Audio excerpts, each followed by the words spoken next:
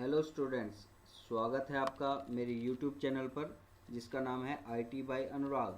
Students, आज हम database के अंदर फॉर्म्स क्रिएट करना सीखेंगे जिसकी सहायता से हम डेटाबेस में टेबल्स में अपने रिकॉर्ड को ईजिली एंटर कर पाएंगे। ये इजी टू रीड और अट्रैक्टिव मैनर है जिसकी सहायता से हम यूज़र फ्रेंडली मैनर में अपने डेटा को डेटाबेस में क्या करेंगे, सेव करेंगे। तो चलिए चलते हैं सीधा डेटाबेस पर। तो ये आपके सामने डेटाबेस की विंडो ओपन है जिस डेटाबेस का नाम है school.odb। इसके अंदर डेटाबेस पेन के अंदर हमारे पास टेबल ऑब्जेक्ट है, क्वेरीज है, फॉर्म्स है और रिपोर्ट है। आज हम करेंगे फॉर्म्स ऑब्जेक्ट। पहले मैं आप लोगों को दिखाना चाहता हूँ कि हम डेटाबेस टेबल जिस टेबल में मैं डेटा फॉर्म्स के थ्रू इंसर्ट करूँगा, रिकॉर्ड को इंसर्ट करूँगा, वो दिखाना चाहता हूँ। तो सबसे पहले हम क्लिक करते हैं स्टूडेंट डिटेल्स वाली टेबल पर। तो जैसे ही मैं स्टूडेंट डिटेल्स वाली टेबल पर क्लिक करता हूँ तो मेरे सामने एक स्टूडेंट टेबल खुल जाएगी जिसके अंदर मेरा ये कुछ डेटा है, ठीक है, जिसमें admission number, name, father name, class और डेट ऑफ बर्थ है, जिसके अंदर मेरे पास लगभग 6 रिकॉर्ड इसके अंदर इंसर्ट हैं। तो अब मैं इस टेबल को करता हूँ बंद और आपके सामने फॉर्म क्रिएट करने जा रहा हूँ। तो सबसे पहले फॉर्म क्रिएट करने के लिए मैं फॉर्म्स ऑब्जेक्ट पर क्लिक करता हूँ और फिर उसके बाद मेरे सामने दो ऑप्शन दिखाई देते हैं टास्क के नीचे, create form in design view और दूसरा है use wizard to create form. तो मैं use wizard to create form पर क्लिक करूँगा। इस पर क्लिक करने के बाद मेरे सामने एक स्क्रीन ओपन होगी। उस स्क्रीन का नाम आप लोगों के सामने अभी आ रहा है, उसका नाम है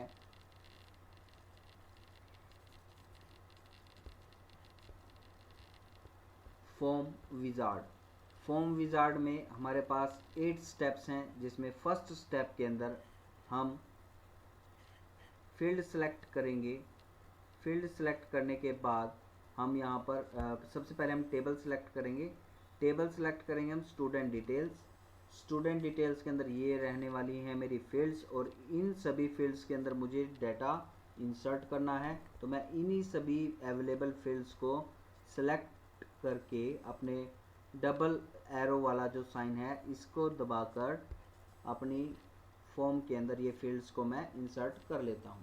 उसके बाद नेक्स्ट पर क्लिक करता हूँ। नेक्स्ट पर क्लिक करने के बाद मैं सेकंड स्टेप पर आ जाता हूँ, सेटअप अ सब फॉर्म। अगर आपको सब फॉर्म क्रिएट करना है तो आप यहाँ पर ऐड सब फॉर्म पर क्लिक कर देंगे तो आपके सामने एक और फॉर्म खुलेगा और उसके रिगार्डिंग आप लोगों को डेटाबेस देना पड़ेगा कि उस सब फॉर्म का किस डेटाबेस टेबल के अंदर जाके उसकी वैल्यूज़ रिकॉर्ड स्टोर होने वाली हैं। अभी मैं ऐसा कुछ नहीं कर रहा हूँ, मैं सीधा ही आप लोगों को नेक्स्ट करता हूँ और नेक्स्ट करने के बाद यहाँ पर मैं अरेंज करता हूँ कि मेरा जो फॉर्म है वो किस तरह दिखाई देगा। तो आपके सामने अब ये कुछ इस तरह से फील्ड दिखाई दे रही हैं। एडमिशन नंबर ये मुझे इस व्यू में नहीं चाहिए। उसके बाद है ये कि अब मुझे ये ठीक लग रहा है तो मैं इस वाले ऑप्शन को क्लिक करूँगा और उसके बाद नेक्स्ट पर क्लिक कर दूँगा। नेक्स्ट पर क्लिक करने के बाद मैं स्टेप 6 पर चला जाऊँगा, सेट डेटा एंट्री। तो इसमें मेरे पास दो ऑप्शन दिखाई दे रहे हैं, दो रेडियो बटन दिखाई दे रहे हैं। फर्स्ट वन के अंदर है the form is use to entering new data only. तो इस फॉर्म का ये कह रहे हैं कि अगर आप ये ऑप्शन चूज़ करते हैं तो सिर्फ आप डेटाबेस टेबल के अंदर इस फॉर्म के थ्रू सिर्फ और सिर्फ न्यू रिकॉर्ड्स को डाल पाएंगे। दूसरा ऑप्शन हमारे पास है the form is to display all the data.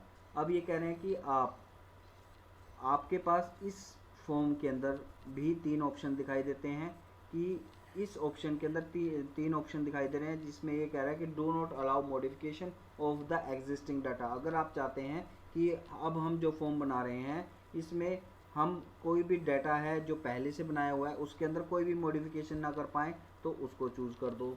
अगर आप do not allow deletion of the existing data, मतलब जो डाटा आपके पास ऑलरेडी है टेबल के अंदर उनको डिलीट ना कर पाओ तो वो उसके लिए चेक कर दो। अगर आप do not allow addition to new data, आप न्यू डाटा को नहीं करना चाहते, ये दोनों काम करना चाहते हैं तो आप इस पर क्लिक कर दो।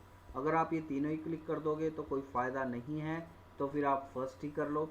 तो मैं क्या कह रहा हूँ कि आप लोगों ने इस पर, मैं अभी चाहता हूँ कि तीनों ही काम मैं कर पाऊँ, देख भी पाऊँ और एग्जिस्टिंग डाटा के अंदर मॉडिफिकेशन भी कर पाऊँ, डिलीट भी कर पाऊँ और न्यू डाटा को ऐड भी कर पाऊँ। तो मैं इन तीनों में से कोई भी ऑप्शन को चूज़ नहीं करता हूँ, यहाँ चेक बॉक्स में किसी को भी चेक नहीं करता हूँ।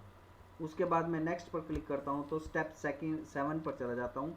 यहाँ पर मैं अपने जो ये फॉर्म है इसका जो कलर है उसको चूज़ कर सकता हूँ। ठीक है, आप देख रहे हैं कि कैसे चेंज हो रहे हैं। तो जो भी आपको फॉर्म का कलर अच्छा लगता है उस फॉर्म के कलर को आप चूज़ कर सकते हैं। मैं चाहता हूँ कि मेरा फॉर्म इस तरह से कुछ दिखाई दे और उसके बाद अप्लाई स्टाइल के बाद मेरे पास आता है फील्ड बॉर्डर। जो ये टेक्स्ट बॉक्सेस आप लोगों को दिखाई दे रहे हैं इनके बॉर्डर की बात हो रही है। अगर मैं नो बॉर्डर पर क्लिक करता हूँ तो यहाँ पर आप देखिए बिल्कुल भी बॉर्डर टेक्स्ट बॉक्स का विजिबल नहीं है। अगर मैं 3D लुक पर क्लिक करता हूँ तो यहाँ पर कुछ आ जाता है। अगर फ्लैट पर क्लिक करता हूँ तो कुछ इस तरह से मेरे पास बॉर्डर रहता है। तो मैं यहाँ पर ब्लू, ब्राइट ब्लू और फ्लैट को सिलेक्ट करके नेक्स्ट करता हूँ। नेक्स्ट करने के बाद सेट नेम, कि आप जो ये फॉर्म बनाने जा रहे हैं इस फॉर्म का कुछ नाम आप रखिए। तो मैं यहाँ पर student underscore detail underscore forms इसका नाम रख देता हूँ कि इस फॉर्म को मैं यूज़ करने वाला हूँ स्टूडेंट डिटेल्स में हर प्रकार का कार्य करने के लिए। मतलब addition of existing, addition of new record, second one deletion of any record और मॉडिफिकेशन इन एग्जिस्टिंग डाटा। इन तीनों काम के लिए मैं ये फॉर्म बनाने जा रहा हूँ, इस वजह से मैंने इसका रखा स्टूडेंट डिटेल फॉर्म। उसके बाद मैं फिनिश पर क्लिक करता हूँ। जैसे ही मैं फिनिश पर क्लिक करता हूँ तो अब आप लोग देख पाएंगे कि जो मेरा अब फॉर्म ओपन होगा उसके अंदर बाय डिफ़ॉल्ट फर्स्ट रिकॉर्ड की जो वैल्यूज़ हैं वो यहाँ पर आप लोगों को दिखाई देंगी। ठीक है, उसके बाद ये देखिए रिकॉर्ड 1 ऑफ 6, तो मतलब क्या कह रहे हैं कि फर्स्ट रिकॉर्ड विजिबल हो रहा है। टोटल कितने हैं, 6 हैं। अगर आपको सेकंड का रिकॉर्ड देखना है तो ये फॉरवर्ड बटन है, इस पर क्लिक करेंगे तो नेक्स्ट रिकॉर्ड आ जाएगा सेकंड का, तो ये डाटा सब कुछ रहने वाला है। अगर मैं चाहता हूँ कि सीधा ही 6th पर देखूँ, लास्ट रिकॉर्ड देखूँ, तो मैं लास्ट वाले पर क्लिक करता हूँ तो मैं ये देखता हूँ कि लास्ट वाला रिकॉर्ड है उसकी डिटेल्स ये हैं। अगर मैं वेरी फर्स्ट की देखना चाहता हूँ तो मैं फर्स्ट वाले पर क्लिक करता हूँ, तो इस तरह मैं फर्स्ट वाले पर आ जाता हूँ।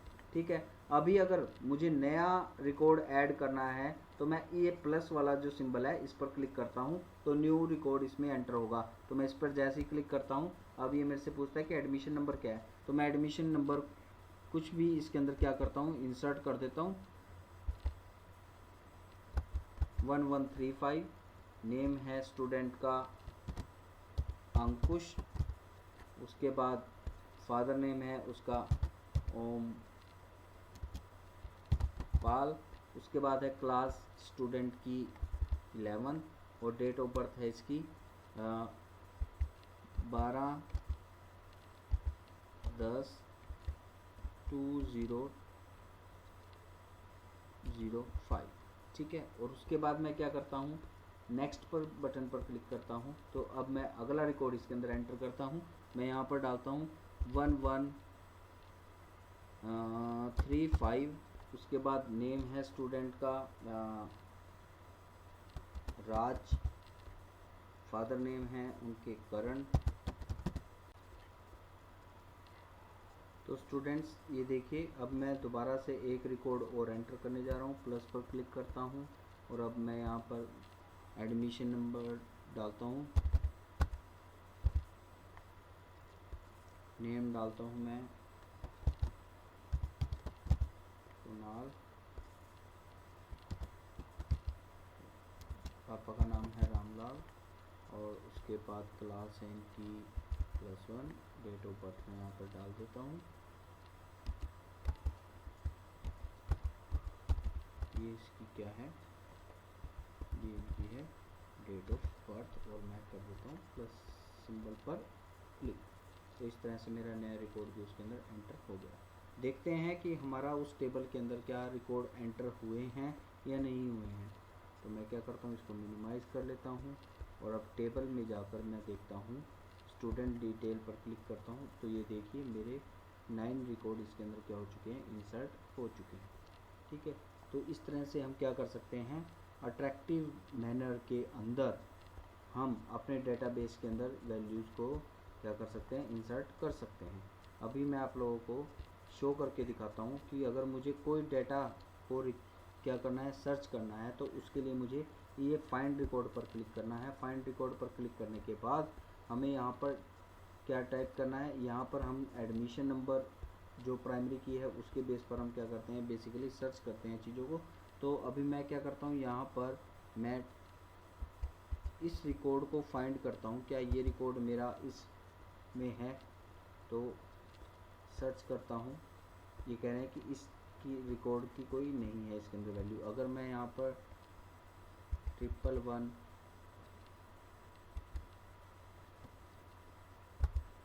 करता हूँ और सर्च करता हूँ, नहीं, ये भी नहीं है। अगर मैं 1135 करता हूँ और मैं इसको सर्च करता हूँ एडमिशन नंबर को, तो ये देखिए। ठीक है, तो स्टूडेंट्स आपके सामने आ गया कि मैंने 1135 एडमिशन नंबर वहाँ पर सर्च किया, तो उसके रिगार्डिंग उसका ये डाटा मेरे पास शो हो चुका है। ये रिकॉर्ड है 7।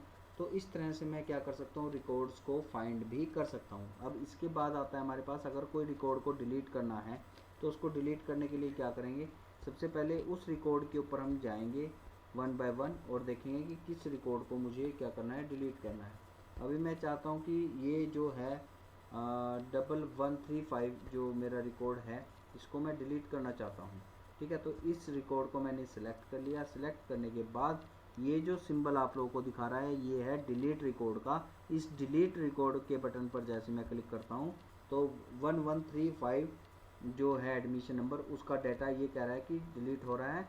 क्या मैं डिलीट कर सकता हूँ, डेटाबेस की तरफ से आ रहा है ये मैसेज। तो अगर मुझे करना है येस करना है तो येस पर क्लिक कर दें। अगर नहीं करना है, गलती से एडमिशन नंबर आ गया है, तो नो कर दें। अगर मुझे करना है येस तो येस पर क्लिक कर दो। तो अब वो जो था 1135 जो डाटा था मेरे डेटाबेस रिकॉर्ड में से जा चुका होगा। चलो देखते हैं डेटाबेस फाइल में, इसको मिनिमाइज़ करते हैं और अब स्टूडेंट डिटेल पर क्लिक करते हैं। तो ये देखिए 1135 जो रिकॉर्ड था एडमिशन नंबर वाला, वो मेरे डेटाबेस में से डिलीट हो चुका है। तो स्टूडेंट्स इस तरह से हम क्या कर सकते हैं, फॉर्म्स को डिज़ाइन कर सकते हैं, फॉर्म को क्रिएट कर सकते हैं। फॉर्म को क्रिएट करने के बाद उसमें हम डेटा को इंसर्ट भी कर सकते हैं और उसके बाद डेटा को मॉडिफाई भी कर सकते हैं, डिलीट भी कर सकते हैं। ये सब चीज़ें मैंने आपको करके दिखाई हैं।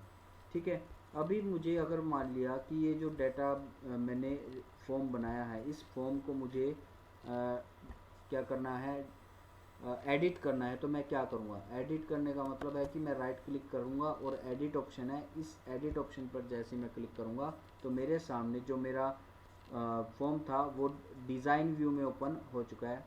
अब इस डिज़ाइन व्यू में मान लिया मुझे कि क्या करना है, डेट ऑफ बर्थ वाला जो ये टेक्स्ट बॉक्स है इसको बड़ा करना है। अगर मैं इस पर क्लिक करके बड़ा करने की कोशिश करूँ तो ये देखिए बड़ा अकेला नहीं हो पा रहा है। क्यों नहीं हो पा रहा है, क्योंकि ये और ये दोनों आपस में क्या है, ग्रुप हैं।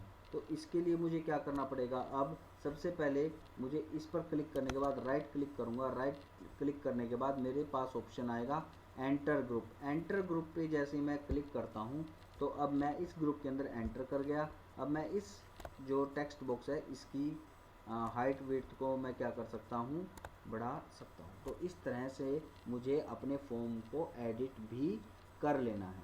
ठीक है, और फॉर्म को एडिट करने के बाद मुझे सेव बटन पर भी क्लिक करना है ताकि वो जो चेंजेस मैंने किए हैं वो उस फॉर्म के अंदर रह जाएं। तो इस तरह से हम डेटाबेस के अंदर क्या बना सकते हैं, फॉर्म्स भी बना सकते हैं। ठीक है, तो स्टूडेंट्स आज की वीडियो लेक्चर में इतना ही। हम अगले वीडियोस में आएंगे तो डेटाबेस से रिलेटेड कुछ और नई जानकारी लेकर आएंगे और आप लोगों को कुछ। अगर आपको आज का वीडियो टॉपिक समझ में आ गया है तो please like and subscribe this channel. Thank you.